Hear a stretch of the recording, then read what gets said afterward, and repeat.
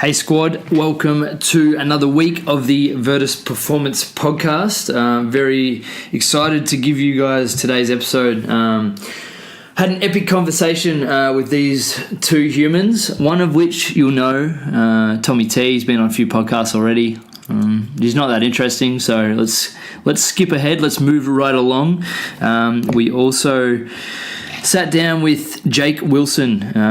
Now, Jake is someone who I met for the first time when we decided to record this podcast. He's someone who, very young, has had a whole heap of life experience. He's done a heap of cool shit. You know, he's running businesses. He's ticking boxes, and he's in his own way. He's kind of chasing ways to make the world a better place. And he's someone who I found I connected with really easily and really quickly because he's frankly just a good guy.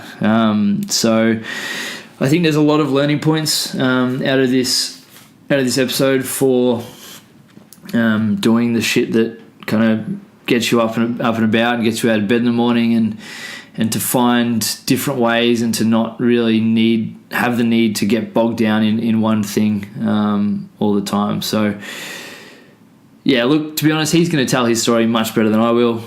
So before we get stuck in, if you could share, subscribe, review, that would be epic. I'm really keen to keep growing the podcast in 2019. So if you guys could spare 30 seconds of your day to chuck a review down, that would make me a very, very happy podcast host. Yeah, let's get stuck in, hey? Here's Jake and Tommy.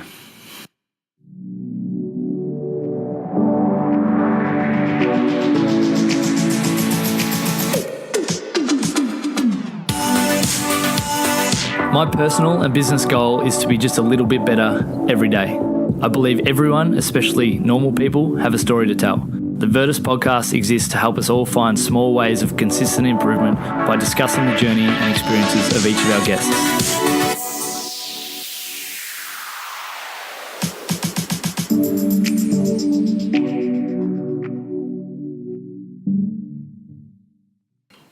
Lads, welcome. Thank you. Happy Thursday.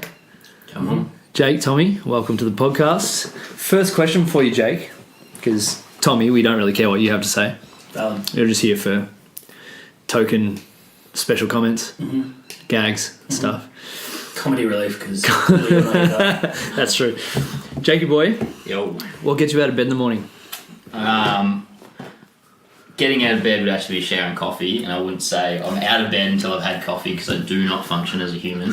Answer, and yes. my business partners can hold me accountable to that. But for me, it'd probably be purpose mostly, like what's driving me every day. I'm a huge opportunist, so every day is a new day, basically, and you have your ups and down days, but in general, it's pretty much the excitement of we live a pretty short life, and the fact that you get to experience a new day every day, and you get to start again is it's pretty rad, I reckon. So that's what gets me out of bed most days. That's super cool. I love that, because I don't think enough people people overestimate how long we've actually got, and we just waste it, and we burn days and we burn months. Next thing we know, we're fucking 26 and it's all over. Totally. It's like Gary Vee, one of my favourite entrepreneurs, I guess, that I listen to. He's always saying that basically go as hard as you can while you're young, and even if you wake up tomorrow and you're 40 and you still haven't achieved anything, just keep doing it again, because end of the day you've only got 80 odd years to live here, so what's the point if you're lucky, not trying? Yeah, taking the opportunities that present themselves. What can you articulate on what that purpose is that you're kind of heading towards? You're working towards? I wouldn't say I have it down pat. The purpose is that we, straight up, we live in a first world country. We're pretty blessed, so the opportunity that whether you're in the top 1% of a first world country or the top 10 is pretty high, and you've got opportunity all around you. So the purpose is just not wasting life, essentially, at the start of it. For me, it more and more revolves around others, community. I'd love to be able to look back at 80 and go, it wasn't about me really, but it was about the way I impacted the world and the people around me. Love that. I'm a person of faith, so that obviously comes in as well, and the way that impacts my world and what it actually looks like to help people. But at the end of the day, purpose for me is what am I doing for the people around me and not wasting the short life we get to live. Right now, in terms of like what you do, and I guess this is going to be a lot more about who you are and why you do it rather than what you do, but how are you living that purpose at the moment, day to day? So I have a couple of businesses, and I do some public speaking, some consulting, and a range of things. But if you want to call it a 9 to 5, it's not a 9 to 5, but it's a job. I actually work at a church called Discovery Church out in Mount Evelyn, where I'm kind of my job title is executive assistant, but I call myself the gopher because it's not really what I do. I started as an executive assistant there, but I kind of do everything. So everything from the business side of things. So like we've got a jump castle business, we've got rental properties, an external events business, all those sorts of things. So they kind of call me the in-house entrepreneur. Nice. But then also a factor of working with the team. And basically in that environment, I get to set up spaces, environments, rooms where people get to basically experience community. If it's a Christian event, then obviously their faith and their personal development in that area.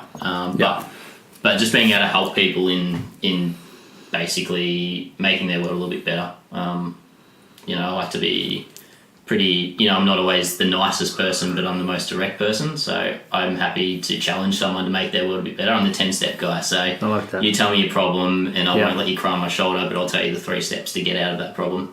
So, just encouraging, coaching, helping people to move forward in life is one area.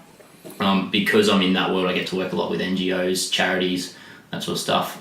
So I was over in Africa recently working with a company called Grace Pads, and basically they make reusable sanitary pads and empower local women in Malawi. And since then, I'm working on a few other, ventures in that space. But just being able to I'm not just working locally with my neighbourhood, but globally as well, and how can I just contribute to where I'm going and not tell them how to do it, but experience their culture, understand their culture. And for me, I travel so much because I love it, because you get to really engage with the community, and every community has something good about it, no matter how bad, how poor, how negative. You could be in the worst environment in the world, but I promise you there's something good there. Definitely. And being able to engage with that and bring that home. So for me, it's just identifying my skill set, stepping into whatever environment I'm in and making it a better place. I love that. And where we're at, that was fantastic. How did you become that guy? Because I think having the variety of roles and having the skill set and the capacities to be able to execute on them, how did you become that guy? Yeah, it's a good question. School was useless for me. Everyone told me I shouldn't be there, and I agreed I shouldn't have been there. Failed most things, was good at sport, that was it. But I never learned what, other than a career, what you could do in life. So until you kind of bust out of that box, it's a pretty small box that you have to do a 9 to 5 career, and that's what I grew up learning at school. So finished school in year 10, went and did a school-based apprenticeship electrician, realised I didn't like that pretty quickly, and then became a window cleaner. And I actually worked with a guy who was in community development, and that's when my world started to expand. So basically I'd clean windows all summer, 14-hour days, 6 days a week, 3 months a year, and then travel for the rest of the year. So I did that. I didn't see winter in Australia for 3 years, I think it was. Wow. But just doing that and surrounding myself with, taking up good opportunities to not just travel for my own purpose on a holiday, but, so I went to East Timor where I worked with, I think it was Vic Uni, on a developmental paper over there, and just studying the people and being able to immerse myself in a culture where at the time it was the 7th most dangerous country in the world and the number 1 undeveloped country in the world. And you just go, what you learn and understand about people from there is just crazy. So I started to engage with people in the world that weren't doing the status quo, and kind of moving in different boxes. And I would say I'm still working it out, where I want to go. But definitely. I guess the people around me is what, because I never did a uni degree. I never did, I've done parts of, I did a year of theological college. I did 6 weeks of a Bachelor of Business. I've done all these random things. I've been a tradie, but nothing really fitted. And for me, it's, every day, I realised pretty quickly that every day I want to do something different and unique. So what does that work out? And eventually that had kind of equated to being an entrepreneur, essentially. But yeah, it's kind of like a 10-year journey. It wasn't like I did something and it worked it out, but it was often the people around me that really molded me into that, to working out that that's what I loved and that was my passion. So what was it about school that kind of rubbed you the wrong way? Was it just the structure and the ticking boxes, same every day? Yeah, it's like, if you've ever seen the picture, you stick a monkey, an elephant, a goldfish, yeah, and a lion all in the same classroom, give them a teacher and tell them to climb the tree, who's going to win? Yeah, not the fish. Exactly. I'm just, or the elephant. It just didn't suit me. You grow up, and I've never been properly tested, but I've done some online tests, so I'm probably dyslexic. Stayed down in year 2. Maths, English didn't make sense. Still suck at spelling. Just makes no sense whatsoever. But if you give me a computer and tell me to rip it apart and put it back together, I'll do it in a couple of hours. That's cool. You know what I mean? So growing up, I even learned that. I quickly learned actually that school was just something I had to do and deal with it and just pass. And then outside of that is where I actually learned. So at an early age, I started making handcrafted furniture, coffee tables and stuff. Yeah, cool. Grew up on a farm. Me and my best mate would go on hard rubbish, pull computers, all these different piles, and basically build a computer. So it was all about self-teaching and stuff like that, And then, I go into like professional gaming for a while, and that's where I learned leadership, because you're running a team, 5 guys on Counter-Strike Source, run around, seriously. And like, I got so into it, and I'd sat at 3 a.m. Yeah. School was just like my downtime. And I'd come home and play Counter-Strike Source. But in hindsight, I look back and go, man, I learned so much leadership skill from that, because you're learning like training patterns, how to work with other people. It really develops. Good luck telling parents how to do that, though. Yeah, right. Your son coming home, playing games all night, and then going to school to essentially rest and sleep is good for him. Yeah. Or her. Like, No. counterintuitive to what conventional wisdom would say. You look at Fortnite now, and one of the top players are making $10 million a year, so it's a serious career now. It's insane. It's a really important reminder that it's a different world now. Like, it's not, we don't live in the industrial age anymore. It's not 9 to 5, sit in the classroom, stare at a whiteboard. Very, very few people actually learn like that and actually develop like that. I think if we allow ourselves to get out of the box, so to speak, and actually find the things that we love, and you've been able to create a life that, like, I can tell how passionate you are about what you do. You've been able to create that by using school as your downtime, which is pretty epic. How'd all where'd the entrepreneurial spirit come from, and how'd that kind of start developing into what now a couple of businesses? Yeah, well, it's pretty crazy actually. Like, I probably wouldn't have actually identified myself as an entrepreneur until a year ago. Yeah. I knew that's where I wanted to go, but I'm one of those guys that hates talking too much about himself. So right now, entrepreneur is a hype word. Oh yeah. Lots of people put it on their profile and think just because they have a business they're an entrepreneur. I don't necessarily agree with that. I didn't actually put that branding on myself at all. I went in that path and waited till everyone else called me that. Yeah. And that's when I felt okay to call myself that. So just because the definition of an entrepreneur means I own or started or run a business, I didn't agree with that. So I let the people around me call me an entrepreneur. And even then, I tested and measured it for a while. So I still struggle with it. Because at the end of the day, like, by definition, you are. Yeah. And I am, which is a fucking weird thing to say. But for me, I'm a coach that runs a gym that is in charge of a team and all these other things. Plus gin. Get excited. Come on. Can't wait. To be confirmed when that's happening. But yeah, like, is it something that you're just okay with and you just live with? Yeah, I'm at the point now. I did like I did a little speaking thing with Cam Greenwood, and and we're talking to some year 10s, I think they were, and I end up just calling myself a serial entrepreneur because I am, like, I can't sit still. I need to do the next venture. Yeah, so that's cool. In my world right now, I've got 2 official businesses, coaching, speaking, work at the church, and then I've got 2 other ventures on the go that I'm just working on a side hustle. I just can't help myself. You've got 4 businesses plus a couple of side hustles because you're bored. Yeah, you know what I mean? Like, so, but for me, it's the journey. It's about the other people in that as well. So yeah, I'm totally comfortable with calling myself an entrepreneur now. Yeah, but I only changed my LinkedIn profile like 2 months ago, I think. Until then, I was an inspiring entrepreneur. But then everything after that basically defined me as an entrepreneur. So it's one of those things. Yeah. What's it like with the speaking gigs and with the talking gigs? Like, what's it like kind of sharing your story and your, I guess, outlook on the world to different people? I love it.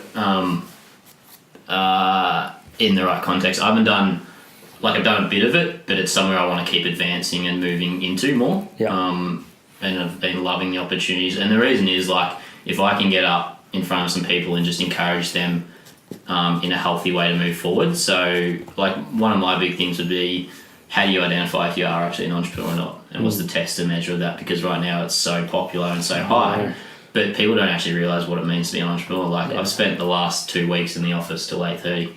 You know what I mean? Like, and people think of entrepreneur just gets to travel the world and run his businesses and dream and stuff. Yeah, that is a part of it sometimes. But you know, what's the definition of a success as an entrepreneur, and is that something you actually want to do or not? So if I can get up, and I've found that if you get to speak in front of a group of people, that's one of the most impacting ways to do that. Definitely. And just being able to, provided you deliver it right, you actually get to impact more people's world quicker, and it's not always about quickness. Or, you know, I'd love to do the journey one-on-one, but that's something I do with my staff. So, for example, Double Park, the coffee business I have, Evan's one of our partners in that. So there's me, my other business partner Sam Tinsley, and Evan, and basically we kind of came up with the concept, and I said to my business partner, I don't want to do it unless Evan's going to be on board. Yeah, cool. Because I'd worked with Evan as a barista, but I could see in him he had entrepreneurial skills. His love and passion was coffee, and he's not, like, he's a little bit younger than us, but he was trying to work out, you know, how do I grow my career in coffee? And I just identified that and said, hey bro, how about we give you a path to buy in at 33% in the coffee business, nothing up front, and you are an owner of the business, and then just come alongside someone like that and go, let's do this together. You know what I mean? And iron sharpens iron. Like, you know, definitely. He's challenged me and shaped me as much as, and I had a business for 4 years before that, as much as I've hopefully sharpened him and made him a better person. So for me, it's hugely about the one-on-one stuff. Like, I don't think you can beat that ever, like developing someone one-on-one. But being able to speak in front of a room means if you can challenge them on something or a concept that might not be true, that's going to create lasting impact. And I know it has for me. People have spoken to me, like, in a public setting, and I've gone, oh man, that's the best thing I've ever heard. You take one thing away from a conversation like a big conversation like that, and it's a win. And I think if you can, because all it is a spark, right? Like, all it is just giving that big group of people a little spark, and you might have a 20-minute conversation and each person takes something slightly different out of it, which is the cool thing. But I think when you can talk to people one-on-one, and kind of realised that we had a chat with a couple of our interns yesterday, and they just kind of loaded up on questions for like 2 hours, and we were able to get from, you know, A to Z so much faster than we would have if it was in a big group. And I've heard you talk about the intern stuff, and I reckon that's sick, because, like, you hear, oh, intern, he's just going to get me coffee and do all these things. But I've actually heard through your podcast you talking a bit about how... I haven't sent them for coffee for a while, actually. you got Tommy saying. Forever an intern. Thank you for the coffee. Yeah, just the way you run that. Like, it sounds like you actually invest into them in developing their future. Like, I think...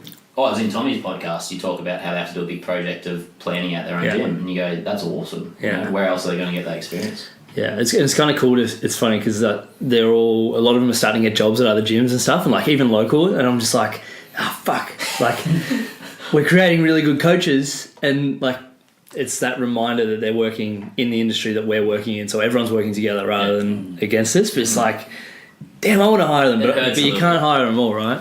That's right. Which is the. But it also shows you're doing your job. Yeah, they're outgrowing you, which is cool. The job of every leader, right?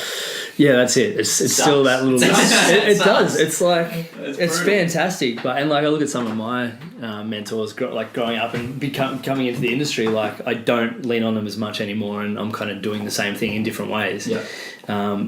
they would have gone through the same feelings that I'm going through now, and it's a good feeling, but it's you're right, it does suck a little bit at the same time.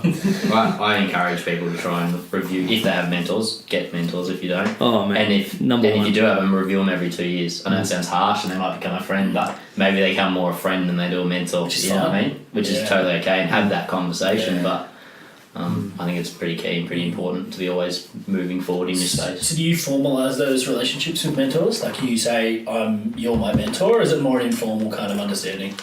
In general, I do. I think I've defined my thing of mentor tighter. So I think growing up through my teens, early 20s, I had clear defined mentors. And then I realised that the people around you are developing you just as much as a mentor. And they might be a friend, they might be a boss, they might be a colleague. So it's realising that there's mentoring moments in every relationship. Yeah, that's good. But then at the same time, I'll have key, especially in the field I work in, like I'll have key mentors as well. Like even one of them, I'll class one of my mentor is my counsellor. And the reason I have a counsellor is because I'm a verbal processor. So to have someone outside of that environment that I pay every couple of months is like me sitting down with 10 of the world's best mentors. Like it's the best thing I can possibly do because I get everything out and they go, I don't know what to do next. You know what I mean? Yeah. And she's just an older lady that I have no context for outside of being a counsellor. That's but pretty cool. She would be my mentor. You know what I mean? And then I've got a few other key guys. But it's balancing that. Like a lot of my mentors end up becoming mates. So it's that hard balance of just if the conversation needs to say, hey, look, I'm realising that you're still trying to be my mentor, but I actually consider you more a mate now. It's a hard thing to do, and you don't want to be disrespectful, but it's just having that conversation going, hey, we're going to have mentoring moments. But in general, you're my colleague, you're my boss, you're my mate. Yeah. And you know, so like right now I live with one of the guys that was my mentor growing up, but I wouldn't class him as my direct mentor anymore, but he's a good mate. Yeah. You know what I mean? You're still going to learn stuff off him every now and again. Who are the people outside your, like, I guess people you know personally, who are the people that you look up to? You mentioned Gary Vee. Yep. Who are the others? Well, social media helps a lot because people like Gary Vee. There's another guy called Dave Hodge that runs a thing called Kingdom Investors, and runs programs like that sort of stuff is like super powerful for me because it's time and time. Like I can drive down to the peninsula, it takes me 45 an hour to get here, and I can listen to 2 podcasts on the way down. Yeah. So there's that sort of stuff. I would actually say my key mentor group is my core friendship group. That's cool. And just being able to have those real conversations when you need to, and like the mentoring moments, I guess, that I was talking about. Counsellor is a massive one. My direct boss, who's a senior pastor, so Matthew Destry. Good. He's been, you know, we're working together and we're colleagues and we got to do a lot of life together, camping, hiking, have fun. He moved from Sydney. But now we're still super close mates, but there's still mentoring moments. Plus, he's my boss. Like, he's the guy deciding my payroll. You know what I mean? Like, so it's that balance. I've got another, like, really good mate who was also my boss at one point and a corporate coach, was a senior pastor, and like, where now he's not my boss, but we still travel together, hang out together, mentoring sessions together, or just sit on the back deck and have a beer. Those sorts of things, Which is cool. And like I think it's cool that you're able to, I guess, cultivate an environment where the people around you all the time are your mentors. And because you'll be offering the same or different wisdom, but the same kind of level of quality to them. And then it's kind of this beautiful group of people that just all want to see each other succeed, which is the kind of opposite to the majority of society. It becomes contagious though. Yeah. Like 100%. A few of you together slowly builds and it's like, I want to be part of that. And you just start bringing people along and all of a sudden you've got this massive network of people that's incredible and just helping each other. And this is what the podcast, this is why Jake's here, because I know I met him through coffee circles and I was like, I know so many other people that you know just because of good people. Yeah. Yeah, I think that's and not to get protective as well about the relationship we do, which can be hard. Like, if you've got something good going on, you're like, stay on my world song. Get stuffed, you know what I mean? You go to this circle. Like, at the end of the day, you go, actually, we're all here for each other, so you gotta let that go. But I'd say I'm in one of those reviewing stages, that 2-year reviewing stage. Yeah. So probably for a year now, I've been trying to chase someone that's like a philanthropist kind of serial entrepreneur, because I don't have anyone in my world that is really doing that. Like that guy Dave, I met him in Queensland at a conference and I just networked hard I was like, hey bro, I'll be your personal driver in Melbourne because I just want some time because he's one of the first guys that I'd heard go, I'm a serial entrepreneur and here's why. And he was one of the first guys I was like, cool. That's cool. Like he runs, I think it's 30 companies in 9 countries. It's insane. You know what I mean? Like, so, but then I've been trying to find that sort of person in my world and I've been struggling, but I've got some leads and that, but we'll see. And seeking them out and then actually fostering a relationship with them, like how beneficial is it when you actually almost like you pull it off? Yeah. Like Simon Cooper, who's been on the podcast a few times, like he's one of really good mates now. He works with us, like effectively I'm his boss, but it doesn't feel like that. Like he's one of my mentors as well. And we've been using Instagram as a way to connect with people all over the world who are doing things that like help us push to our edges.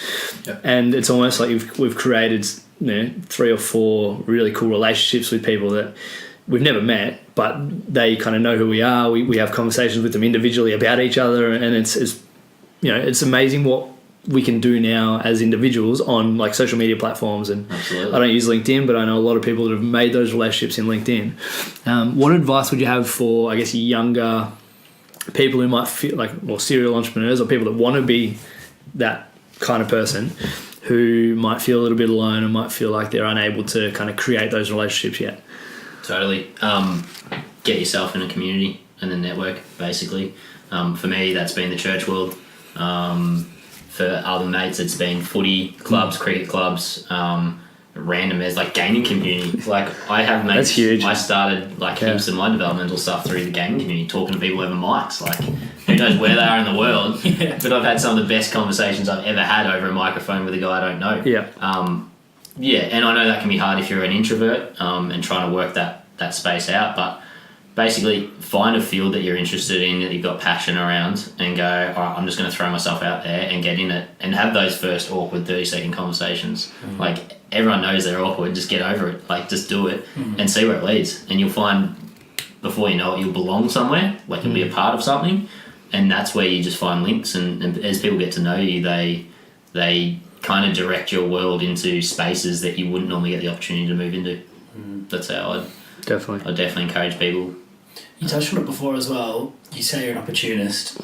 I definitely identify with that as well. Can you talk a bit about opportunities you've been given that you, say, in school or before you like left school, that you would never have thought that you'd been? Like, for me, someone said, you'd be in coffee when you left school. I'd be like, you are high as. There's no chance that I'm drinking coffee right now. Yeah. I have no interest whatsoever. And someone's like, you'll be in coffee, you'll be the head roaster of Convo, you'll be doing all these things. And, like, just talk to opportunity. I think some people are very prescribed in what they think their destiny and what their future should look like when they're, say, in year 10 and they're looking, I'm picking VCE subjects. Train tracks. Train tracks is a good way to put it. Talk about how you took opportunity and how it's taken you on this. Yeah. I reckon in school context, one of the first moments where my box started to expand and go, that's an opportunity that's worth taking and I didn't know that existed, was I had this teacher who kind of just understood that school wasn't for me and went, I'm personally gonna help this guy out essentially, and just had some good chats with me. And what ended up happening was I stayed down in year 2, got into high school, and would hang out with my peers, like the people above me always have. But I basically skipped year 9, so I went from year 8 straight to year 10. Yeah. Didn't have the education base to do it. That's cool. Did year 9 over the summer, which was a load of crap. Stole me best mate's books from his year 9 books and went over everything and they'll do. Yeah. But the reason for that is, like, we all agree that you don't belong in the school system not because you're necessarily dumb, but because it just doesn't fit your mindset and the way you're going. So how about we advance this and move it forward? And that's when I went, I can think outside of a career. I can think outside of... Like, I wanted to be a chef when I was growing up. I love cooking for people. And then realised what a chef actually looked like, working night shifts, weekends, all this. I'm like, I don't want to do that. Like, I'm a social butterfly. Like, I'm, always want to be around people, like, hanging out, so stuff that. But because of those environments and being put into a space where someone just identified that this guy basically needs someone to come alongside him and go, hey, have you thought about this? Or actually, there probably is an option to go at that. And he basically made a way for me. You know what I mean? That's cool. And, it might not be someone you might have to make a way yourself, but it's just, It's just taking a step back, breathing and going, end of the day, I can try something, completely fail at it, wake up 2 weeks later or a year later or 5 years later and it's still all good. Yeah. You know what I mean? Like a lot of the big success stories or people that say they've really found their purpose has been a long journey of failures and then they finally got it right. 100%. And, you know, you talk to people that, you know, like let's say they built a business to 100,000 and they had that for 10 years and then it completely fell and collapsed and it failed. But then they do another one, failed, and then they finally do one. You go, this is what I love, this is what I'm doing, and then they're got a $100 million business. You know what I mean? And it's just that test and failing process of going, you know, at the end of the day, and school doesn't, like, shouldn't say school matters, but it should be more for practical skills and general society skills and not the best ATAR I can possibly get. That's what I think. Yeah. And then from there, learn and engage with what your passion is. I dove into the podcast, How I Built This. It's Guy Raz. It's one of those ones where basically interviews a business owner or like, so a lot of the big businesses like Patagonia and like Vice Media and stuff are all on there. And the one thing I realized by listening to it, like every single episode, like without missing one, every single episode, the owner of the business came so close to failure and like properly like bankruptcy and losing it all like multiple times as the business was growing. Tommy's been reading a book for the last 8 years called Shoe Dog, and if he ever finishes it, he'll realise that Nike, one of the biggest Nike. Oh, let me just go ride my 2-wheeled bikey, fucking idiot. It is Nike, by the way. I'm aware that it is Nike, but you know, play on. And that that's one of those businesses that you look at as like uber successful, but what's his name? Phil Knight almost failed thousands of times, and I think that's one of the things that we forget as people, but as business owners or entrepreneurs or whatever you want to call yourself, that you're gonna fail and you're gonna fuck up. And there's gonna be times where you're like, I don't think I can do this anymore. But if it's something you're truly passionate about and you love, you're eventually gonna find your way out of it. Exactly. Are there 1 or 2 failures that you've made that kind of stick out as turning points or memorable moments or anything like that? There's hundreds of little ones. Yeah. And like failure is your biggest learning curve to success, really. Yeah. It's like embrace it, indulge in it. If you haven't failed at something, go out and make sure you do. And I know that sounds stupid. I reckon one of my biggest failures in what I do is the process of learning time management. I probably let a lot of people down, a lot of environments down, probably a lot of opportunities purely because I didn't provide enough personal time or overdid it in my world. Like I did too many things at once, which I'm pretty good at doing. Like most people are like, how do you balance everything you do? And I go, I actually don't really know. So it's almost like a natural skill set for me. But at the same time, I have to be super intentional about what I am giving my time to. In my current business statuses, the 2 businesses that I'm a director or owner of are pretty self-sustaining. Like they only take me a couple of hours a week to run, but that's because I fully trust the staff and my other business partners. And the reason I don't like some of that stuff is my passion, but the reason I don't put more time into that is because I'm working a 4.5 day at Discovery Church, where I'm committed to a team and a culture and an environment that I need to invest my time into. Otherwise, I'm going to let other people down, not necessarily myself. And if I look at the big picture, it's all about the community and the people that I'm impacting in my world and what can I give back to the world. So I reckon some of my biggest failures would come out of time management. Yeah, I like that. Where does your faith fit into everything, and how has that kind of developed over the last 10 years? Yeah, well, I grew up in a Christian family, yep. So that obviously plays a massive role, but doesn't mean I had it easy. And family divorce, grew up, was pretty independent from the age of 12 or 13, lived on a hobby farm, lived by myself, and then later in life, as in lived in the shed by myself, later in life through that sort of stuff, I guess I went on my own journey of, I was a Christian, but I lived like anyone else. Like there was no difference between me. And then I just felt in my faith that I needed to kind of deciding moment and own it for myself. And I kind of went on a pilgrim trip around the world, 17 countries, 5.5 months off $6,000. Wow. And basically went with the intention to go, I'm going to find another man's war to fight, because I actually want to do something beyond myself. Yeah, wow. And at the same time felt like in my faith, God saying to me that, nah, you're at communities back home. Like I would have got myself killed. Like I was going through Iran, Armenia, Georgia, Azerbaijan, eastern, like the northern border of Iraq, like all that sort of stuff. Basically just finding somewhere where I could, whether it's, you know, pick up an AK and save some children soldiers or or work in, you know, the trafficking industry or whatever. I felt that, like inside of me that I could go, I need to be back home and it's time to decide on myself and on my own terms that I'm living this sort of life, but like what do I actually want to do in life? And for me, you know, I'm not oblivious to the rest of the world. I wasn't kept in a Christian bubble. Yeah. And I went, it kind of came to a point where I go, actually, I think this Christian thing and this faith journey is real, and I think there's something important and impacting in it, and basically just committed to the journey, and then kind of went from there. And then I had some crazy moments through life, that defining moments where I go, you know, how do you end up working for a church? You know what I mean? Like, and I never wanted to work for a church or be paid by the church, you know what I mean? And then here I am. And I guess it's never, you know, one moment, it's a journey, and working out that relationship and how you own your own faith, because it's different for everyone. It's completely different. Yeah, and that's the thing that, I guess, talking to Tommy and Sammy and a few of the other boys, and like I'm starting to like learn the different kind of views of effectively the same thing.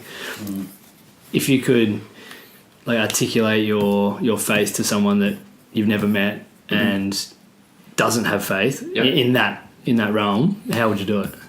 I'd say my goal would be to have a real and tangible relationship with God or Jesus, and in that express it in a way that is, I'm humble, I'm just a normal human trying to work out life, and I don't have it down pat, and I'm not perfect, and I'm going to screw up all the time. But at the end of the day, I know life's better because I have faith and I believe in Jesus, and that I get to do life in community with him. I like that. It's good. It's such a hard one to try to talk about, and I've been like pondering this since we've talked heaps, and I'm trying to distill it down, talking to a bunch of friends that you know as well, Jake. But like you talk a lot about meditation and those kind of things. Like Christians meditate as well. Like it's not an exclusive thing to people with that faith. But I think the difference is when we meditate and we pray, we're looking for an external influence, whereas say meditation can be somewhat internal, looking to the universe. We call that's God, that's Jesus talking to us, and that's divine intervention, talking to you with a plan, with a purpose, as opposed to kind of magic and unknown. Yeah. Does that make sense? It's all semantics, really. I'm going to jump across the desk. Semantics is the fundamental thing. But that's the thing. Like, it's funny because like the definitions are fairly similar, but what I would say the universe, you would say God. But for us, that's like the biggest thing. Like that's not semantics. That's just the whole thing. Is that it is.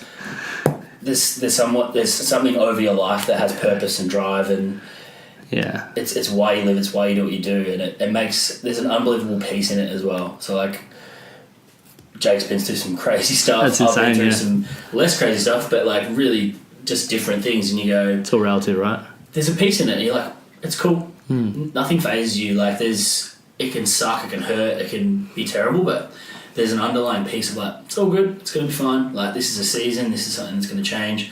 But I know that there's something bigger out there that I can influence, and something's influencing me. And I don't know, there's an unbelievable calm to it. It's and it's I think a lot of people search for that through meditation and things. And I don't know if you're the same as me, but I find like I'm always kind of at peace with that kind of stuff with the world, no matter how messed up and terrible it can seem. Like, it's all good, it's coming through. Like, I don't know how to describe it, and you can chase that peace forever, but for us there's one way to find it. I just found through everything I tried in the world, as in if you go secular world or Christian world, so my context, everything I tried in the world, it's fun, it was temporary, it was awesome, it was it had an impact on my world, and I had heaps of fun, but at the end of the day I would go to bed and go, I feel empty, I'm not fulfilled, I don't really have that drive, where, you know, like what you know, so in context of meditation, like if you talk about, hey, if you talk to a Buddhist, if you talk to a Hindu, if you talk to a Christian and you go, I know him, I know her. Like I go, hey, why'd you do that? Oh, I just know. Like everyone's got a context for that, but they can't explain what that is. No one can. Like meditation, I just knew inside of me. Oh, was it your head? Nah. Was it your heart? Nah. Something. Like by science definition, it doesn't make sense. Yeah. But yet everyone has context for it. For us, that's Jesus, Holy Spirit, God. Yeah. For someone else, it's their God, and you can go into any context around the world, and they can all say the same thing, and they have some explanation for it, or maybe they don't, but they don't know what it is. Yeah. And or at least we try and find an explanation for it. Exactly. And for me, nothing made more sense or more tangible, real sense than when I felt that I was having a relationship with Jesus. Yeah. And that's cool. And I've measured that. Yeah. Multiple times. You know, people are like, don't test God. I'm like, no, I've tested it. You know what I mean? Like, question all the time. Like, I kid you not, the reason I went to theology college, I was in Bali 2012, there for New Year's, having an absolute worldly party, right? Like, that place is messed up at New Year's. Like, my drink got spiked the night before with mushroom-based stuff and had the world's biggest trip, right? But in that context, two of my other mates had a worse trip, and I was the guy that, like, we had punched on with others, got mugged, like hangover story night, right? Yeah, right. Next morning, sitting by the pool, feeling crap, and something inside me just goes, you go to theology college. Like this exact course that starts in 3 weeks and this time, and I'm like, that's a load of crap. I can't even do college. Like, I'm terrible at it. So it's right? Yeah. I look back in hindsight and go, for me, that was Jesus, or the Holy Spirit, and that has had so much impact on my journey and has basically created who I am today. You know what I mean? And then there's other times where I haven't listened to that inner voice and I've regretted it ever since. Yeah. And I've been like, damn it, because someone did the same thing and got the result that I would have got. And it's test and measure. And like I said, it's a journey, but it's one of those things. And it's like why I travel so much, like, because every culture you go with, and no matter what religion they're based off, no matter where you are, people are beautiful and the world's beautiful and it's an amazing place to explore. And for me, every single culture I go into, I get to experience a little bit of God's creation or a little bit of what I would call the kingdom, so God's kingdom in that culture. Like, what's God doing there, or what are people doing there, or what's beautiful about this culture? Because everyone's got this aspect of like creation, beauty, amazement, and bring that back to my own context. You know what I mean? And I don't know. I've just tested, measured it, and gone, nothing else was worth it, and I felt empty. And then when I felt I was following God, I had that relationship with Him. My world just goes, it's just better. I have context, and it makes sense, and I feel peace, and I have fulfillment, and I don't go to sleep going, what's my purpose? You know what I mean? I never have that thing of going, what am I really doing here? Yeah, it's really interesting because I guess I come from the other end, the secular end of the spectrum, and I find that calm and that peace like in the fact that it's all just chaos, and in the fact like that what we really do doesn't matter, and there's no real meaning to anything, but in my own way I feel incredibly relaxed that that's what gives everything meaning. I guess that whole meaning, no meaning, like like get twisted up in that mindset. But yeah, and I like the meditation side of things. It's like diving into me and how I feel, which at the end of the day I'm just like a bit of whim of dust in the universe, and like, I love that we're all trying to find that meaning and that purpose, and what that meaning and that purpose is just depends on us and our own, I guess, perceptions. I wrote down a Jim Carrey quote yesterday that was really cool. Come on. You stop explaining yourself when you realise people only understand from their level of perception. Yep, that's good. So it's like I can find someone who's like devout Christian and with no, I guess, with blinders on around everything else. You can find someone that's devout, like atheist or whatever, and with the same thing, and they're just going to butt heads forever because they only understand things from the way they're looking at it. And I think our ability as people, business owners, like friends, whatever, to be able to kind of take a step back from that, I don't know whether it's ego or whether it's that first person point of view, and like step back or like helicopter up and kind of look at everything and kind of go a little bit like, okay, that's kind of cool that, because I see it as we kind of believe the same things but different. We look at it differently. Like Tommy keeps saying it's just semantics, and I guess it's one of those things that frustrates the hell out of me. Yeah, that sounds like me. I've never seen you so mad as the other day where you'd pour your heart out, and I'd be like, yeah, it's just semantics though. Oh, it was like, I reckon 10 minutes or so. He's like, yeah, semantics. I was like, oh. I don't usually show emotions. It's like I stopped listening 5 minutes ago, but yeah, semantics. Yeah. Shit. And this is like a super broad question, which Tommy also loves. What's next? Cool. I do like that. Shivers.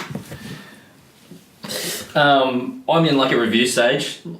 So as far as I can see, I'm going to keep working at Discovery Church and keep going on that journey. But it will change in its role. It will become more of a in-house entrepreneur type thing. Like, how can I be growing the church, which is really just a group of people, a community that's based around something. So whether it's AFL or God, and how are we engaging and making our community better. So, is it opening a brewery down the road where it's just good people like Common Folk? Yeah. Like, I look at Common Folk and go, man, this is an awesome model of a church. Because people think church, the altar, all this thing. I'm like, no, it's just a place where you get to be centered around a common thing. Yeah. And this is what like Steeple's doing as well. Yeah. So a good buddy of ours, Corey Mitchell, runs a church called Steeple that opened a coffee shop, sandwich bar in Waterman Business Centres, or in the Chadstone Waterman Business District, and it's sick because they're just good people making great coffee, great food in an environment where they get X number of corporate people come through doors every single day. You know what I mean? And it's just being a positive attitude in the world. So that will probably change a bit and more of a focus on entrepreneurship. What does it look like to move the church forward? Double Park, we're looking at expanding, growing, and what that looks like. And so the coffee world,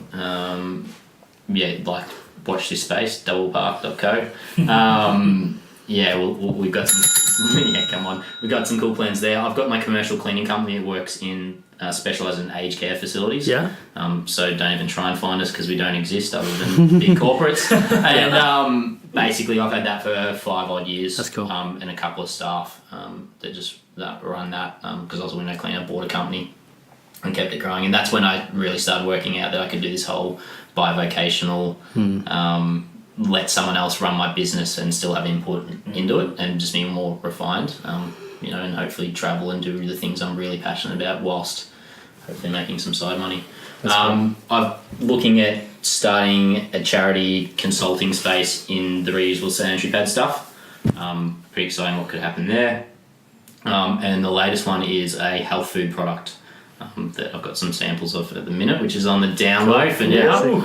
But you can follow me on social media, and I'm sure you'll find eventually when it comes to real life. Yeah, nice. It's not the potato jams in front of Tommy at the moment, is it? They're healthy, gluten-free.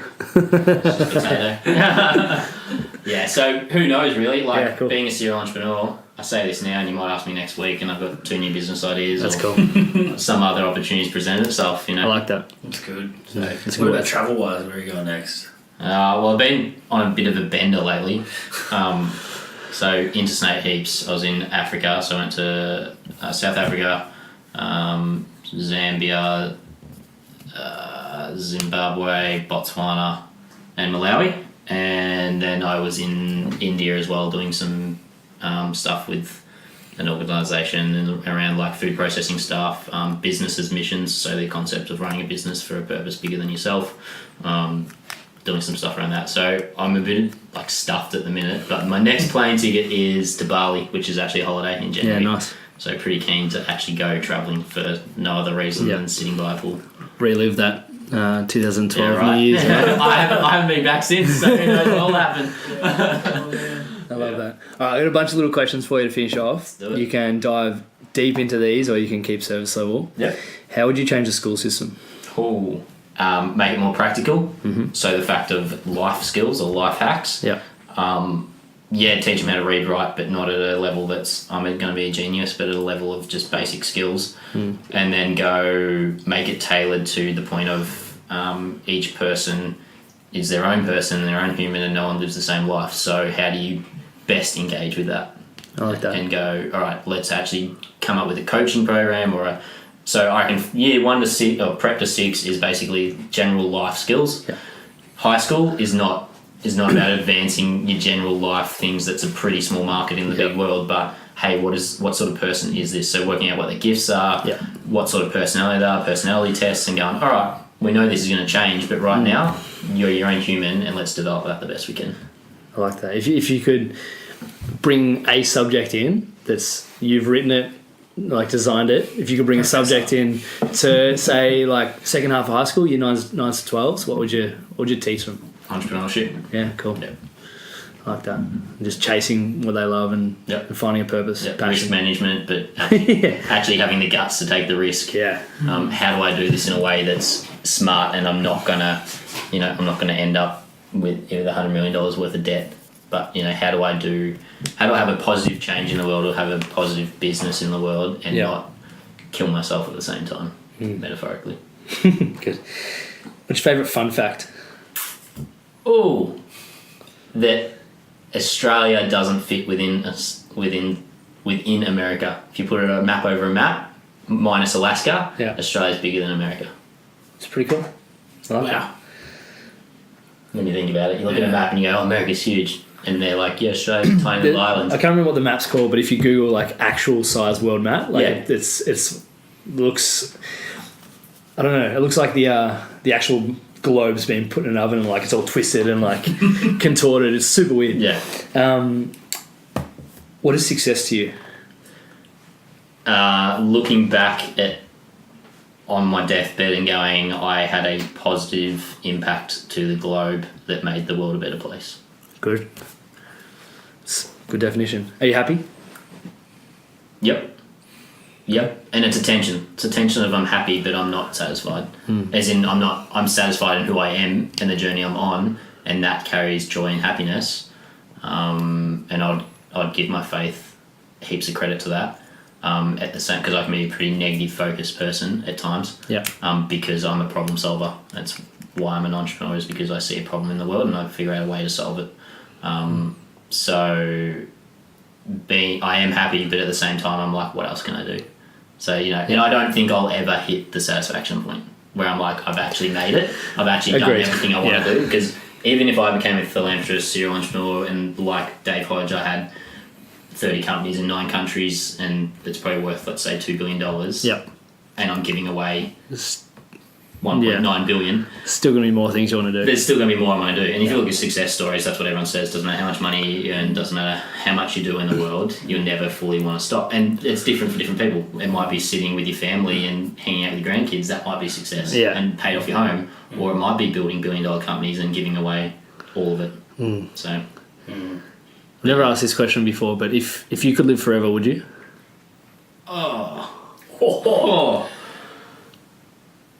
You're pretty happy with that, aren't you? Someone write that down. In this life? Like on this world? Yeah. No.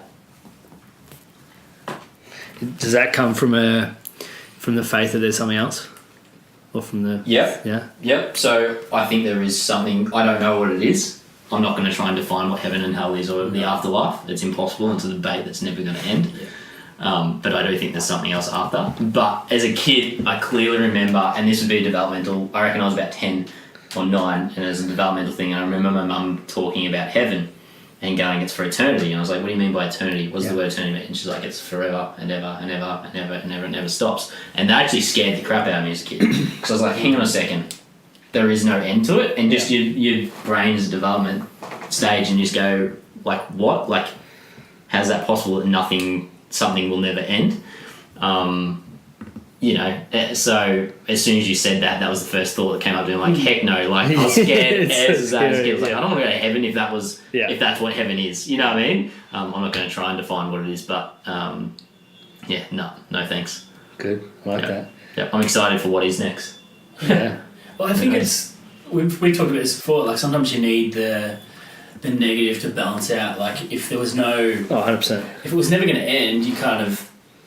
The beauty of life is kind of lost a bit. Like I don't know, it's diminished slightly if there's no death somehow.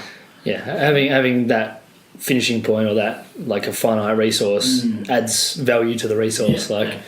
Absolutely. There's a part of me that's like, it'd be sick because imagine how much cool stuff you could do. Like you could just master so many things and just absolutely kill it. And then I'm like, no, you get sick of it. Like imagine losing your mates over and over and over and over and over again. Yeah. Community, friends, relationships, kids. Yeah, it'd be hectic. But it'd be interesting to kind of like. There'd probably be a number of lifetimes you'd want to live, and then you'd be like, okay, I'm done. Yeah, that's right. All right, 300 years. Yeah, it's cool. Because we underestimate how much we can actually achieve in a year. Yeah, totally. I think we overestimate how much we can achieve in a month, but underestimate how much we can achieve in a year. Yep, good question though. All right. Yeah, I'll use that again. Do you have a favourite dad joke? Oh. Yep. Hit me. Answer the phone. Hey, this is Jake. Hey, is your fridge running? Yep. Better go catch it. Yeah, terrible. That was horrible. So bad. I was hoping for something better. When you said yep, you smiled. I'm like, fuck, we're on. No, mine's because it was so bad. So that was the only thing I could think of. Play on. Good. Mate, thanks for coming on. It's been an absolute pleasure. Thanks for having me. It was awesome. If you want to pump up your stuff, and how do people find you? Yep, so J.R. Wilson is my Instagram, or Jake Wilson's my name. Doublepark.co or Double Park Coffee on Instagram. What else is there? I don't know, social media. If you want to find me through all of that. LinkedIn, Jake Wilson. I don't know how good my profile is. I don't pay much attention to it. Anyway, it does me head in corporates. Gotta play the game. One of those things, or just hit me up at jake.richard.wilson@gmail.com. Mate, love your work. Thanks, Tommy. Thanks for having me.